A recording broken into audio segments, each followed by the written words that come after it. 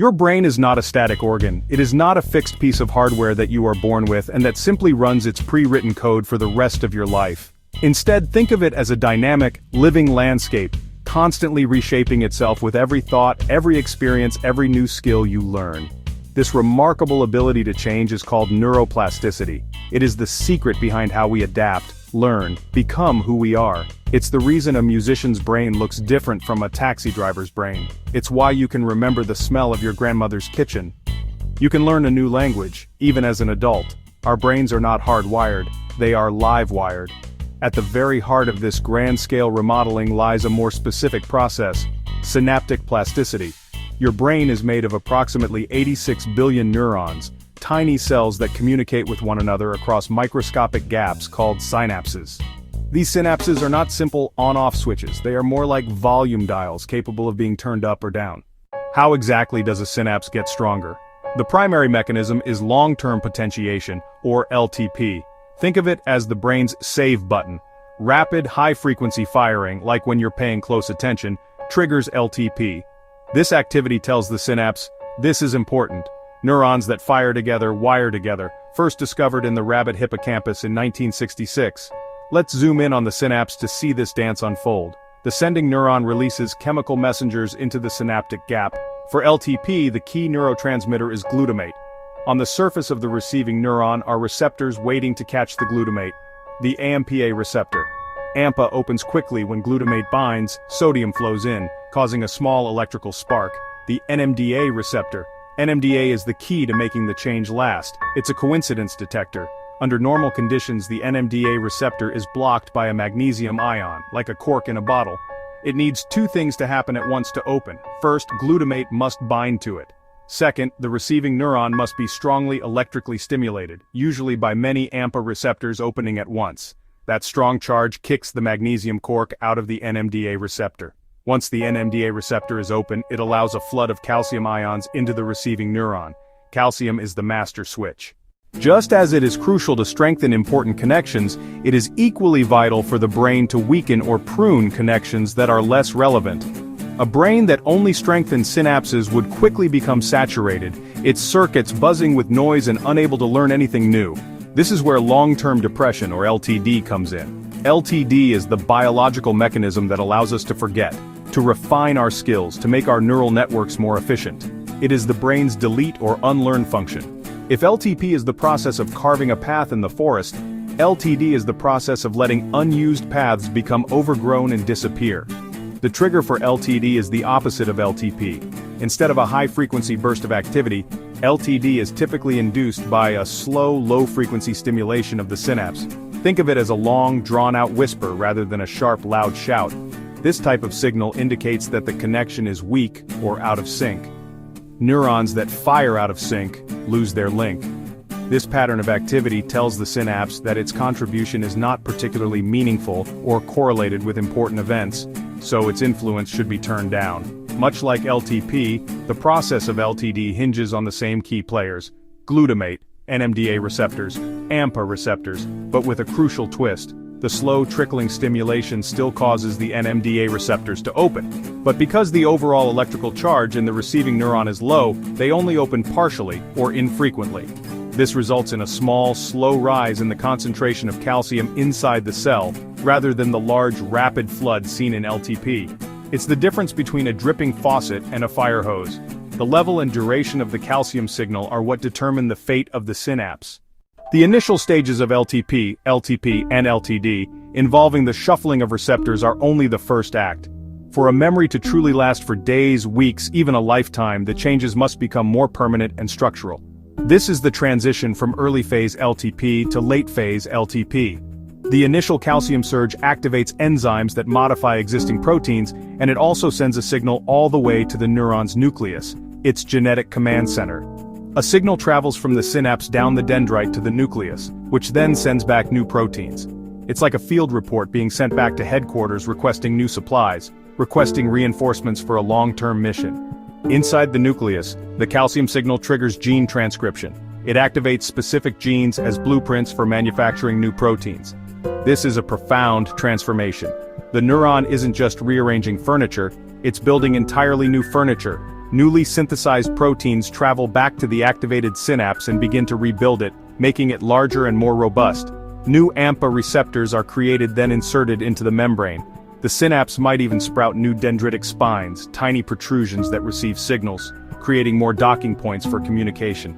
Think of it like this: early phase LTP is like a team of workers quickly patching a road. They make it usable in the short term. Late phase LTP is like the government approving a budget to send a full construction crew to widen the road, repave with stronger materials, and add new on-ramps. Protein synthesis and structural remodeling consolidate a memory, locking it in place. Memories are initially fragile but become more stable over time.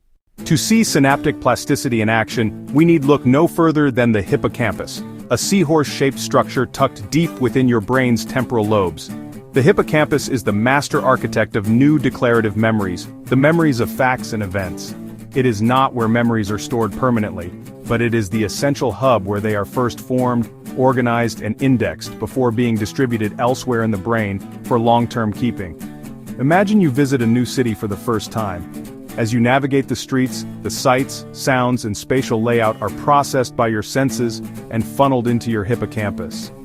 Neurons in the entorhinal cortex fire, sending a powerful volley of signals into the hippocampal circuit.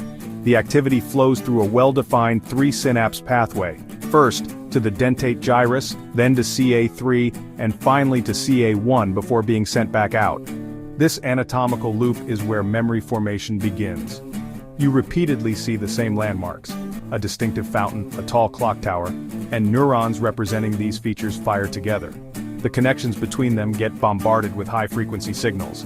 That intense correlated activity triggers LTP. Within CA3 and CA1, NMDA receptors are unblocked, calcium rushes in, and the synaptic connections representing the fountain clock relationship are strengthened. The hippocampus is drawing a map by strengthening synapses between neurons that represent parts of the environment. This builds a cognitive map of the new city. The next day, thinking about the fountain can activate the clock tower neurons because the pathway between them was potentiated. This is the neural basis of association. The hippocampus binds together the what, the where, and the when into a single coherent memory trace by strengthening the synapses among neurons that fired during the experience. It's a concrete physical basis for memory and synaptic strength. While the hippocampus is busy with facts and events, another brain structure, the cerebellum, uses synaptic plasticity to learn and perfect movement. Located at the back of your brain, the cerebellum, or little brain, is the master of motor control and coordination. Every skill you have learned, riding a bicycle, typing on a keyboard, playing a piano sonata, has been sculpted by cerebellar synaptic plasticity. Procedural memory, the memory of how to do things, is born and stored here. The cerebellum acts as an error correction device, comparing intended movement versus actual movement, using sensory feedback to spot mismatches. Example: learning to throw a dart, cerebellum receives a copy of the motor command from the cortex, the intention, then gets sensory feedback about the dart's trajectory and where it landed, the outcome. If the dart misses the bullseye, the cerebellum computes the error and sends corrective signals back to motor cortex to adjust the next throw. This trial and error improvement is driven by synaptic plasticity. Central to this is a special form of LTD. Purkinje cells are the main cerebellar output neurons. They receive input from mossy fibers, relayed via parallel fibers, context info like body position and motor command. They also receive a climbing fiber input which signals sensory errors. The climbing fiber is powerful. It acts as a teacher. When parallel fiber input, motor command, and climbing fiber input, error, coincide, they trigger LTD at the parallel fiber Purkinje synapse. The synapse weakens. Next time the same motor command is issued, it excites the Purkinje less, changing cerebellar output. Over many trials, incorrect movement synapses weaken while successful ones stay intact. Synaptic sculpting refines the motor program until movements are smooth, accurate, and automatic. The principle of synaptic plasticity extends far beyond the realms of memory, motor skills. It is a fundamental property of the brain that governs its development, its recovery from injury, its descent into disease. Understanding this mechanism opens a window into who we are and gives a roadmap for the future of neuroscience and medicine.